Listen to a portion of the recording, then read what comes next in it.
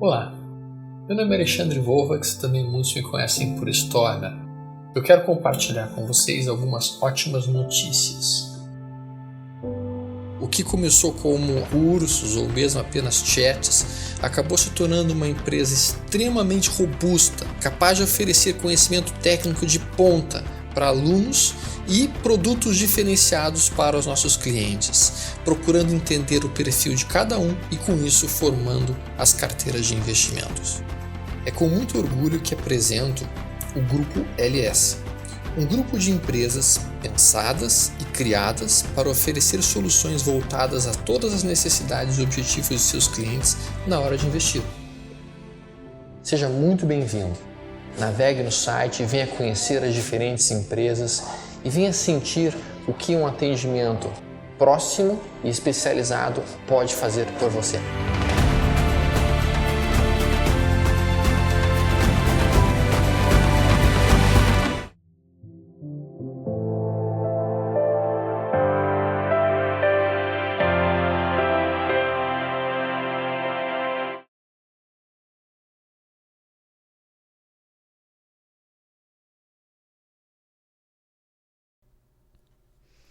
Olá amigos, eu sou Thiago Bizzi e esse é o Farol LS referente ao pregão do dia 12 de abril de 2016, terça-feira.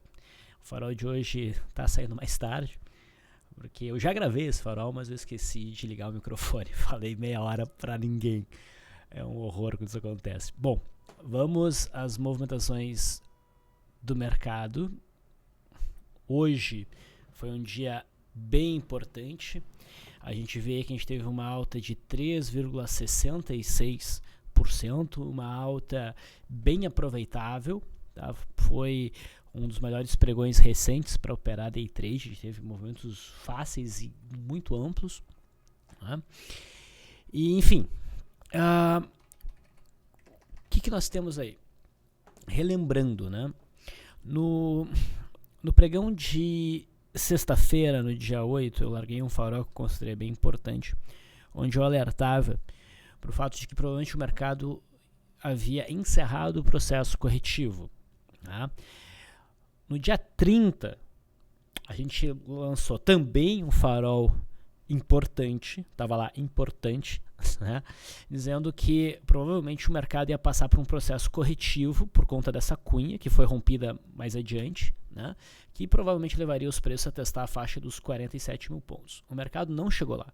Na sexta, esse movimento que foi feito, essa barra de ignição, sugeria enormes possibilidades do mercado começar um movimento de alta em busca da máxima de março, talvez até rompendo a máxima de março.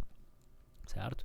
E nesse momento aqui a gente teve vários papéis sinalizando entradas bacanas, tá?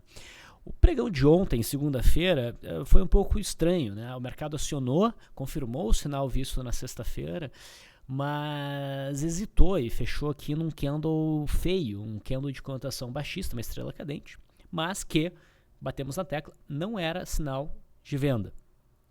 Se o mercado viesse a operar em queda hoje, em baixa, perdendo a mínima de ontem, né, isso nos indicaria que provavelmente passaríamos daqui para frente por um período de congestão, oscilando então o preço entre os 47 mil e os 51.300 pontos. Tá? Mas a gente deveria acreditar na continuidade do movimento de alta. E foi o que nós tivemos hoje. O mercado ignorou o candle de ontem, prosseguiu no movimento de alta, testou a máxima de março, renovou a máxima do ano e fez o maior fechamento do ano. Tá? Conseguiu fechar acima aqui do ponto crítico de 51.300, mas não fica assim tão claro para mim como uma nova entrada. Mas para quem está de fora é de se cogitar. Tá? Bom, não há, no momento, nenhum sinal significativo de que nós vamos ter uma correção daí para frente, tá? De hoje para frente. O candle hoje é forte, entrou um bom volume, maior do que na hesitação de ontem, isso favorece a manutenção do movimento de alta e o cenário internacional também é favorável.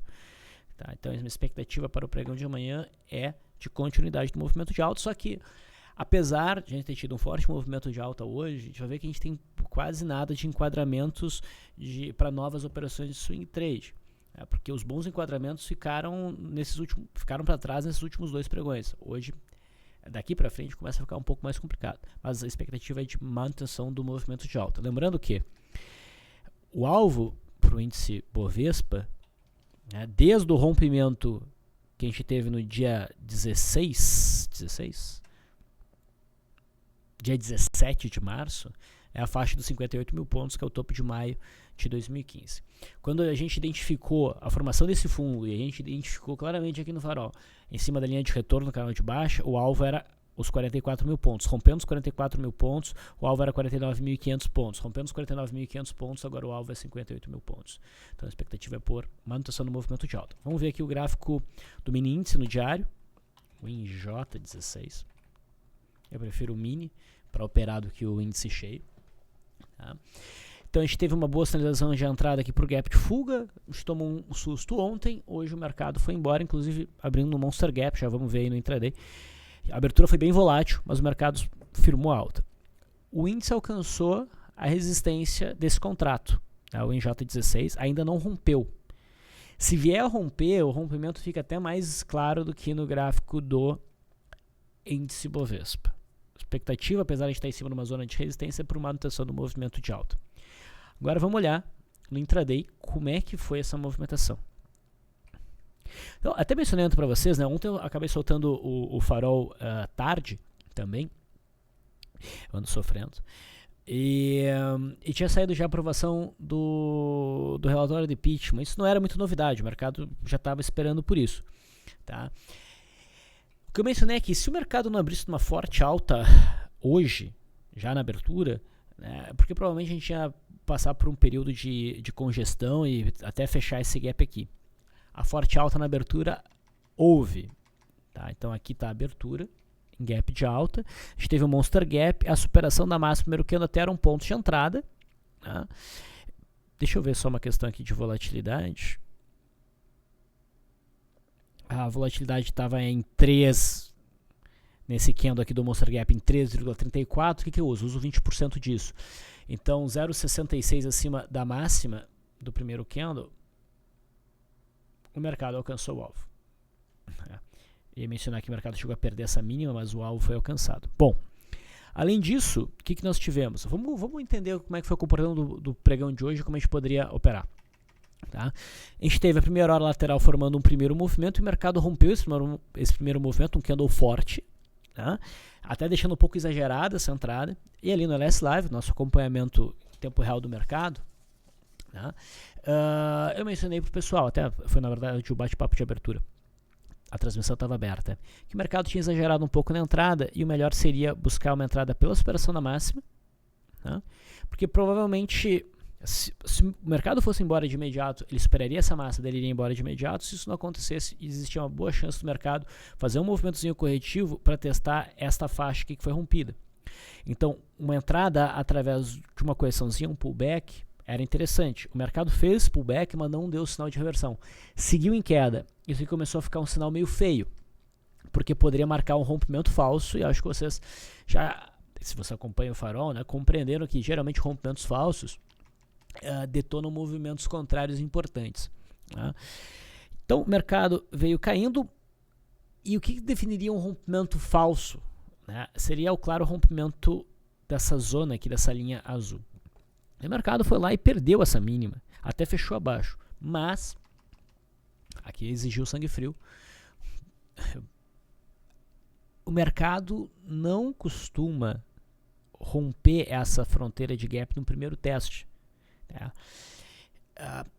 Logo abaixo desse ponto aqui, ó, onde estava a mínima, esse candle aqui tinha a média móvel de 21 períodos, no gráfico de 15 tinha a média móvel de 50, o volume não era tão significativo assim, e daí no gráfico de 5, reparem, o que nós tínhamos aqui? A média de 200 lateralizada, a média de 50 também em cima dos preços. Então o mercado testou, né? E no finalzinho, neste candle aqui, o mercado conseguiu marcar um fundo. Então assim, o que a gente mencionou é que, ok, o mercado não deixou bonito o cenário aqui. Eu ainda não consideraria um rompimento falso completo, porque tinha essa zona que era importante. E quando o mercado faz esse sinal aqui, esse é um ponto que vale a pena o risco se arriscar por um teste suporte gap. Quem fez aí os treinamentos sabe o que eu estou falando. Depois disso teve uma nova entrada possível, que te acompanha no LS Live, que foi o rompimento da média móvel de 21 períodos. Os preços foram até a média móvel de 21 períodos, sentiram a resistência da média de 21 períodos aqui em azul, formando candles de indecisão, e daí rompe para cima. É um mastrinho bandeira, aqui uma entrada, stop aqui embaixo, e o mercado foi buscar essa zona de resistência, e depois rompeu. E daí o mercado engrenou num forte movimento de alta, e veio buscar o alvo que nós já tínhamos, que é o topo do dia 30. Uma vez rompido esse patamar dos 51.150 pontos, o próximo alvo seria a faixa dos 52.500 mais ou menos. Tá?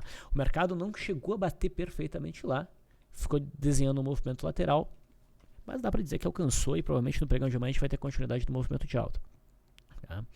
Então este ponto aqui é suporte, este ponto agora aqui também é suporte.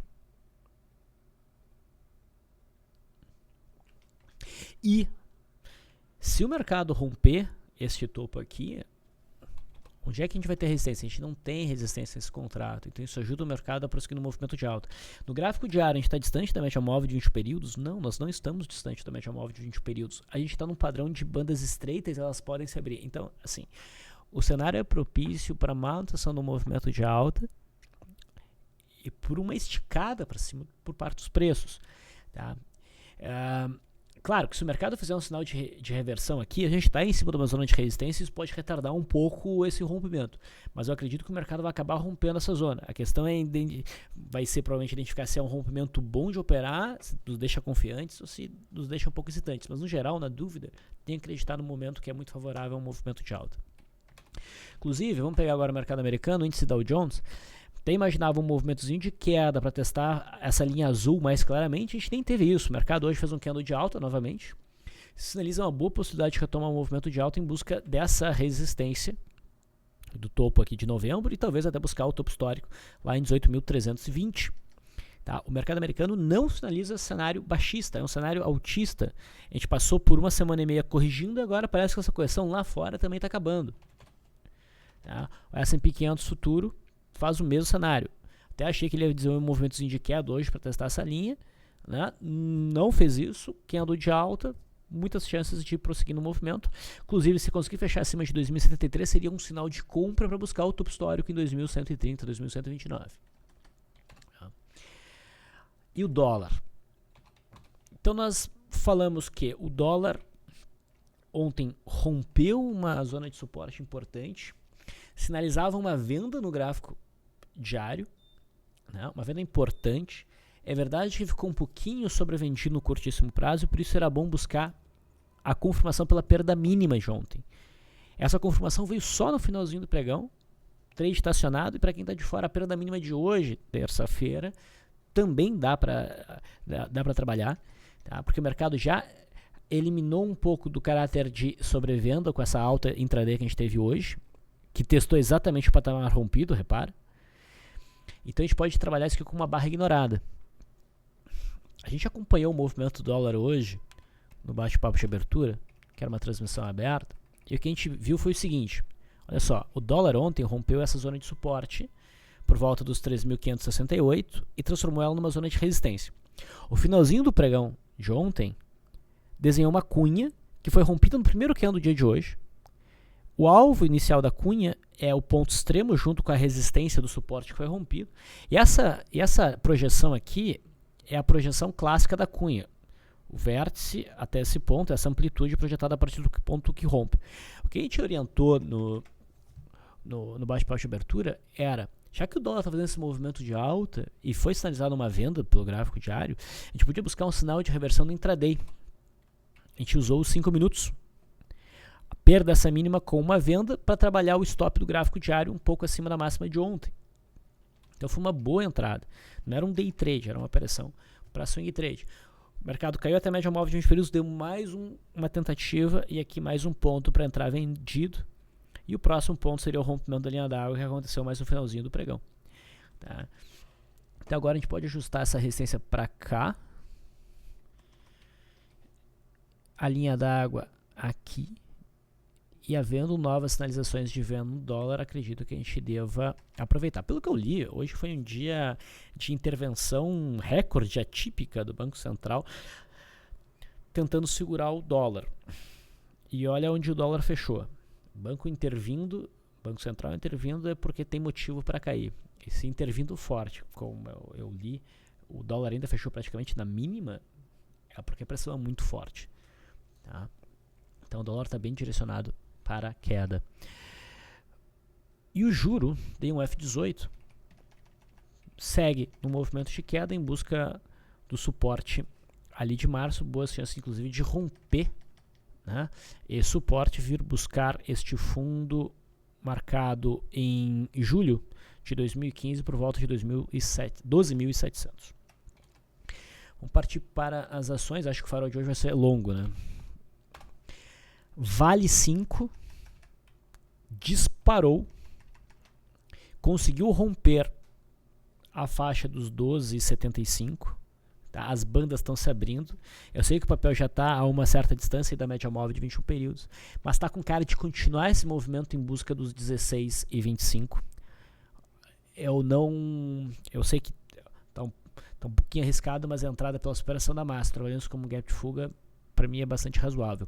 No intraday, a gente não conseguiu, o mercado pulou o Opening Power Breakout, né? Mas teve aqui um teste, suporte gap, depois um rompimento bem tranquilo, que a gente operou e está com cara de continuar esse movimento pregão de amanhã. Certo? A Vale 3 chegou a romper antes no gráfico intradiário, mas eu fiquei com o pé atrás, a gente entrou só na Vale 5. A Vale 3 também faz esse movimento de alta, mas ela não tem a minha preferência por um posicionamento arriscado de swing trade, arriscado no sentido de estar um pouco tarde, tá? Porque ela ainda está meio que em cima dessa estrutura aqui. A Vale 5 tem mais espaço e já passou da estrutura. Tá? Outro papel bem interessante, PTR4, a gente deu compra na superação da máxima de sexta-feira, o mercado já alcançou a resistência em 9, não rompeu os 9 ainda, mas acho que tem boas chances de romper. Tá? Uma vez rompidos os 9, PTR4 projeta 14,80, 15 reais. Eu acho que tem boas condições. O petróleo encerrou o movimento corretivo e também está testando o topo anterior com cara que vai romper e tem mais um bom espaço para se recuperar.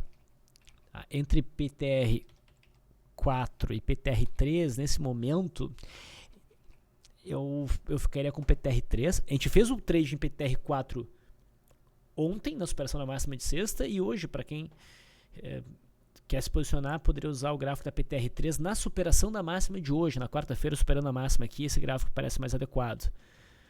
Tá? Agora seria o caso da PTR3. No intraday, a gente teve day trade para rompimento de primeiro movimento, tanto na PTR3, dando 5,5%, quanto na PTR4. Na superação dessas duas máximas, foi o trade que a gente optou, chegando a uma alta um pouco menor de 4,7%. Ok. Ambev está fraca, chegou a perder a mínima de ontem, né, fez um zigue-zague descendente, um pivô de baixo, mas eu não venderia esse papel. Eu ficaria simplesmente de fora. Tá? Não tá muito claro a direção, o papel que está fraco. Setor de siderurgia. A Gerdau seguiu em alta, agora claramente foi acima da faixa dos R$7, então 7,4 aqui deve funcionar como suporte daqui para frente. Mas, sei lá, eu não acho que está num ponto seguro. Se fosse para buscar uma entrada em Gerdau, se não fez até agora, a gente deveria buscar pelo pullback deste rompimento.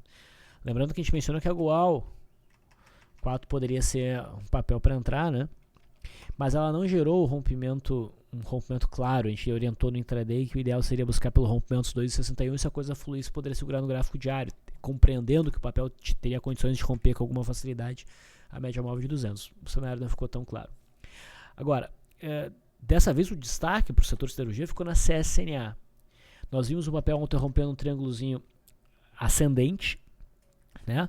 No gráfico diário ali não estava assim tão interessante, porque não teve tanto volume, a gente estava próximo dessa resistência dos 9,30, mas no intraday estava legal, porque a gente tinha um cenário muito bacana aqui de Opening Power Breakout, que foi pulado, não consegui execução, mas a gente conseguiu a execução do rompimento do primeiro movimento, e não teve nenhum motivo para sair da posição até o fechamento, foi um day trade de 10%. Então foi bem interessante, e CSNA pode dar prosseguimento a esse movimento de alta. Então foi um dia de day trades bem interessantes. A Uzi Minas, não é minha preferência, né, mas como a gente falou ontem, superada a máxima aqui, é um trade possível, botar o stop curto, porque se aciona tem que ir, não pode voltar. E acionou e foi embora mesmo. Tá? Então Uzi Minas teve um bom volume hoje, pode continuar um movimento de alta. A Uzi 3 não acionou ainda essa barra de ignição. Bancos. Bradesco prosseguiu no movimento de alta e conseguiu até romper o topo anterior. É uma entrada? É uma entrada. Tá? Mas essa entrada deveria ser trabalhada pela superação da máxima de hoje, provavelmente. Tá? É uma entrada. Tá? Itaú chegou na resistência e não rompeu ainda. Tá? Mas também não dá nenhum sinal de reversão. Banco do Brasil fez um movimento de alta até bem modesto hoje, imaginava um movimento mais forte, mas deve prosseguir nesse movimento em busca do topo aqui de março. Tá? Os outros papéis subiram mais forte. Agora eu torceria para bater nesse ponto, corrigir, para depois romper e oferecer uma entrada mais fácil, mais clara. Os papéis setor bancário, a gente falou ontem de Banrisul. Banrisul acionou o gap de fuga de ontem, não subiu tanto, mas provavelmente acredito que tenha condições de continuar esse movimento de alta em busca dos R$10. Inclusive, a gente teve o Opening Power Breakout, que deu para pegar e depois o papel fez um rompimento de primeiro movimento, que não foi tão longe, tá? Mas também não gerou stop. Não chegou no alvo da RP, mas se tivesse tempo de pregão, provavelmente continuaria o movimento. E a forma como fechou hoje, para mim, de novo, é convidativa para um cenário de Opening Power Breakout, apesar de não estar tão claro, não estar exatamente dentro do que eu considero. Eu sinto que o papel tem condições de estar entrando muito volume. Então é um papel para acompanhar de perto. Ok, vamos falar de outros papéis. Vamos falar de commodities. CCMK16. Hoje fez um candle mais forte baixa, ainda dentro daquela cunha. A gente está próximo de virar a média móvel de 9 para baixo. Se virar, interessa. O contrato mais longo, esse é o milho, né? CCMU16 fez um movimento de alta dentro desse canal de baixa, alcançou o topo anterior, fez um candle de reversão ontem e hoje entrou pressão vendedora. Tá? Então, será que a gente pode fazer assim já? Ainda não. Depois eu, com calma, eu vou avaliar isso daí. Então eu vejo possibilidade do milho começar a virar. O boi gordo, o contrato K, fez um rompimento falso aqui. E agora os preços estão sendo punidos e devem bater no fundo de março. Tá? A gente viu aqui uma entradinha interessante nesse ponto, uma venda aqui, uma entradinha aqui. Essa entrada não fluiu e agora os preços devem cair. Tava com toda a cara que ia dar essa pancada para baixo. Repara como a gente tem uma string bandeira aqui. Então essa zona aqui deve ser alcançada. Eu particularmente não gosto de operar boi, mas eu achei o gráfico interessante. Tá? Brasil Foods. Dizer que o papel estava fraco e de fato perdeu a mínima de ontem, o que sinaliza aí um cenário de venda, melhorou o volume. Mesmo com toda essa alta do mercado, o papel vem caindo e deve prosseguir no movimento de queda em busca da zona dos 45 e 65. Detex foi uma compra do farol de ontem, prosseguiu no movimento de alta, não foi uma alta tão ampla, 2,9%, mas o volume segue entrando. E o Opening Power Breakout também conseguiu acionamento, o papel deve continuar esse movimento ao longo do pregão de amanhã, com alvo lá na faixa dos 9, 9 e 15. Ecor 3, outro papel que a gente vem falando bastante recentemente, dá continuidade à compra do dia 8, Tá? E hoje era uma nova compra, rompendo essa consolidação, médias próximas, bandas se abrindo e alvo claro na faixa dos 7,5. Então esse é o papel que a gente pode buscar para a operação amanhã. Como tem o gap, a superação da máxima seria a minha forma de operar para esse cenário. Tá?